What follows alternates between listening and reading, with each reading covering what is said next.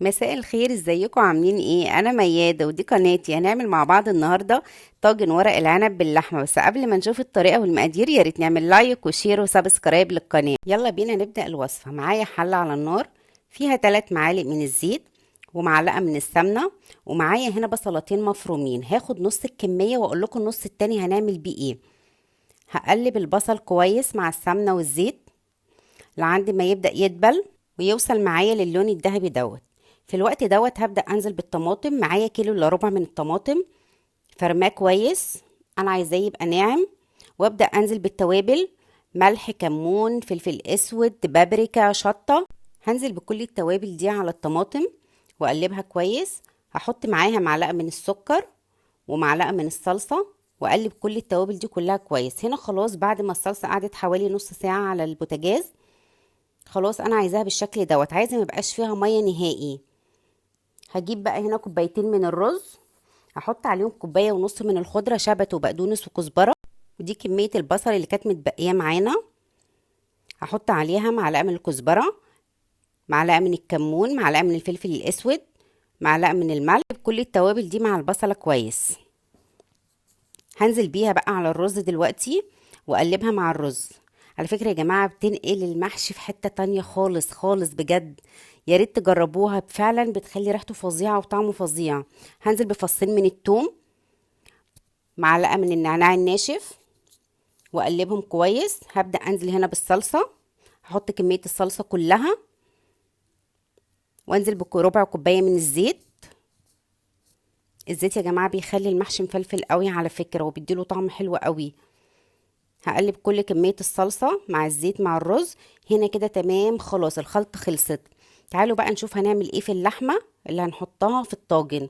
انا جبت هنا قطعة من الموزة، ممكن تجيبها فليتو او بفتيك او انتركوت، بس يا ريت تكون حتى ناعمة عشان تبقى طرية كده وتستوي بسرعة.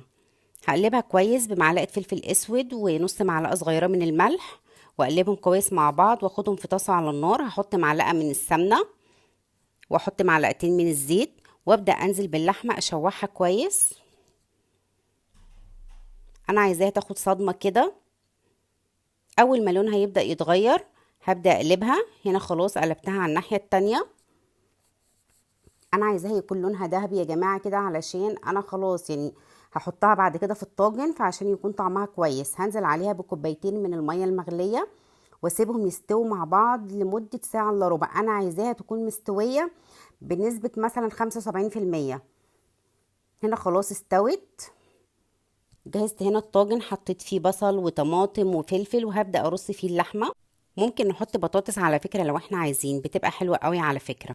معايا هنا ورق عنب فروزن، انا ما عنديش فريش، لكن لو انت عندك فريش هتحطي حلة على النار وتحطي فيها ملح وكمون وتبدأي تسلقي الورق عادي خالص وتحطي ليمونة معاه. لكن انا بالنسبة لي ما كانش عندي فاستخدمت الفروزن دوت. بقى هنا نحشي مع بعض. هجيب ورق العنب. انا هحشي يا جماعه بتبقى على الناحيه الخشنه، الناحيه الناعمه هي اللي بتكون بره. هحط الرز في النص. انا بعلم بس المبتدئين، لكن اكيد كلنا بنعرف نحشي طبعا ورق العنب. هجيبه بقى من ناحيه اليمين كده واجيب الناحيه التانية والف بقى كده الورقه. نحاول يا جماعه مبقاش في رز خالص على المحشيه من بره، علشان بيخلي منظر الحله بصراحه مش حلو خالص يعني، وبيعجن كده. خلاص هعمل معاكم واحده كمان. احط الرز في النص واجيب اليمين والشمال والف بقى، واحاول ان انا الفها كويس واقفل كل الجناب، ما يبقاش في حاجه خالص ظاهره من الرز ولا اي حاجه. كده تمام خلاص. اهي كده تمام، بقت تمام قوي. خلاص هبدا بقى ارصهم في الطاجن. ان انا ما اكتموش قوي يا جماعه كده، ما يبقاش كله فوق بعضه، يعني ممكن اسيب فراغات بسيطه كده بحيث لما اجي احط الشوربه يعني الشوربه كلها تتغلغل في الطاجن. هنا خلاص رصيته كله كده تمام. هجيب بقى دلوقتي الشوربة اللي هسقي بيها. انا ما كانش عندي شوربة فحطيت مية، حطيت كوبايتين من المية المغلية عليهم مرقة دجاج، نص معلقة صغيرة من الفلفل الاسود وشوية ملح ومعلقة من الصلصة. وقلبت كل المقادير دي كلها مع بعض. وهنزل بربع كوباية من الخل. ما تستغربوش الخل يا جماعة، بصراحة بيدي مزازة رهيبة. وهحط ليمونة. هنا كده خلاص الخلطة دي جاهزة. هبدأ اسقي بيها المحشي.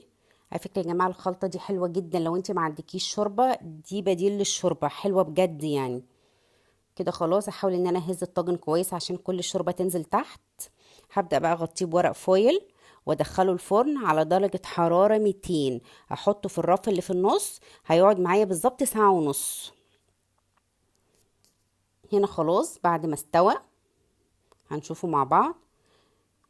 شفتوا يا جماعة فظيع بجد، ولا اتفتح ولا اي حاجة، شكله حلو قوي وريحته فظيعة. نحاول نقلبه بقى مع بعض. هنا خلاص اتقلب معانا اهوت. يا ريت لما نيجي نقلبه يا جماعة نسيبه يهدى شوية، حوالي كده ربع ساعة بعد ما يخرج من الفرن. اسيبه يهدى شوية وبعد كده اقلبه. تعالوا بقى نشوفه كده مع بعض ونشوف اللحمة ازاي دايبة. اللحمة مستوية جدا يا جماعة. هو الوقت اللي انا قلته لكم على النار بتسيبوها ساعة الا ربع، وبتدخل بقى تكمل سواها في الطاجن. بصراحة بصوا دايبة دايبة بجد، والمحشي طعمه خطير ودايب وطعمه فظيع، والورق دايب ولا ناشف ولا اي حاجة. ما تنسوش بقى لو عجبتكم الوصفة تعملوا لايك وشير وسبسكرايب للقناة. باي.